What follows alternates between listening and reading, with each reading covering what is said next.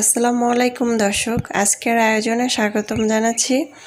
আজ তৈরি করে দেখাবো শুকনো নান রুটি, যে কেউ গ্যাসের চুলায় তৈরি করতে পারবেন। নান রুটি কোনো রকম তেল কিংবা বাটার ছাড়া তৈরি হবে। ফুলকো নান রুটি, ভিতরে নরম তুলতুলে থাকবে, সারাদিন রুটিটা কিচ্ছু হবে না। আশা করছি ভিডিওটি ভালো লাগবে। তো চলুন দেখি। প্রথমে আমি একটি বাটি নিয়েছি, সেটার মধ্যে আমি 2 কাপ আটা দিয়ে দিচ্ছি। যে কেউ আপনারা আটা বা ময়দা নিতে পারেন।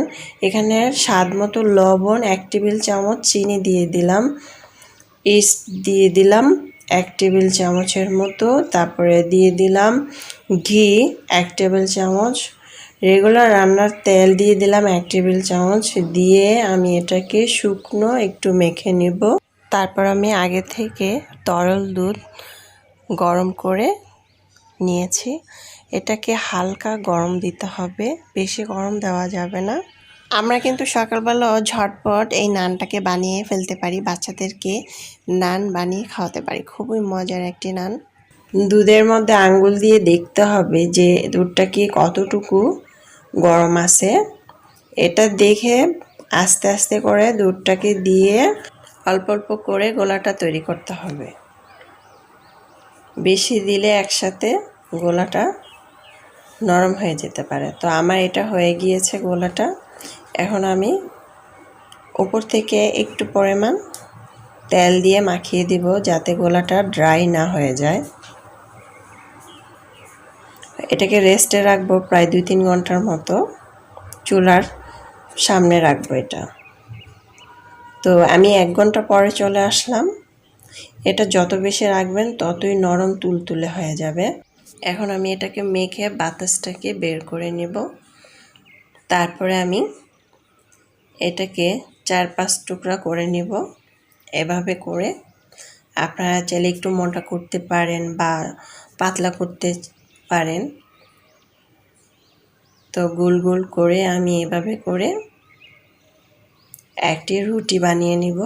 আমরা কিন্তু মাঝে মধ্যে বাচ্চাদেরকে কিন্তু এভাবে নান বাসায় তৈরি করে খাওয়াতে পারি। বাইরের খাবারে যেহেতু আমাদের সমস্যা, এই জন্য আমরা বাসায় কিন্তু ঝটপট বাচ্চাদেরকে এভাবে তৈরি করে খাওয়াতে পারি। খুবই মজার একটি রেসিপি। আমরা কিন্তু প্রায় সময় বাইরের হোটেলগুলো থেকে নান রুটি কিনতে যাই, কিন্তু আমরা কিন্তু বাসায় তৈরি করে ফেলতে পারি ঝটপট। তো আমি এতটুকু মোটা রেখেছি, আপনারা চাইলে আর একটু পাতলা করতে পারেন। তারপর আমি চুলায় একটি প্যান বসিয়েছি, আগে থেকে হালকা গরম করে নিয়েছি। এখন আমি এটাকে দিয়ে দিব। চুলার আঁচটাকে একদম কমিয়ে রাখতে হবে। তারপর উপর থেকে আমি একটু হালকা পরিমাণ গুঁড়া দুধটা দিয়ে দিলাম। দিলে খেতে ভালো লাগবে, গ্রানটা খুব সুন্দর আসবে। 1 মিনিট পর পর আমি নানটাকে উল্টিয়ে দিব, না হলে নিচে দিয়ে পড়ে যাবে। তা আস্তে আস্তে কিন্তু নানটা ফুলে যাচ্ছে, আপনারা দেখতেই পাচ্ছেন। নানটা কিন্তু মোটা হয়ে গিয়েছে। দেখুন কত সুন্দর একটি নান হয়ে গিয়েছে, ফুলে নরম তুলতুলে একটি নান হয়ে গিয়েছে।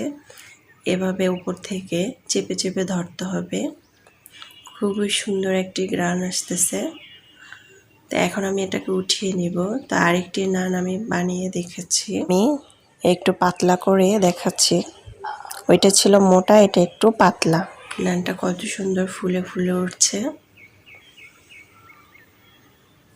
এভাবে আমি সবগুলো নান বানিয়ে নিব। চুলার আঁচটাকে কিন্তু একদম মিডিয়াম সাইজে রাখতে হবে। এখন আমি নানটাকে উঠিয়ে নেব, পরিবেশন করে নিচ্ছি। তো আজকের রেসিপিটি ভালো লাগলে অবশ্যই আমার চ্যানেলটা সাবস্ক্রাইব করে পাশে থাকবেন, একটা লাইক দিবেন। আর দর্শক, খাবার কখনো অপচয় করবেন না। আল্লাহ হাফেজ।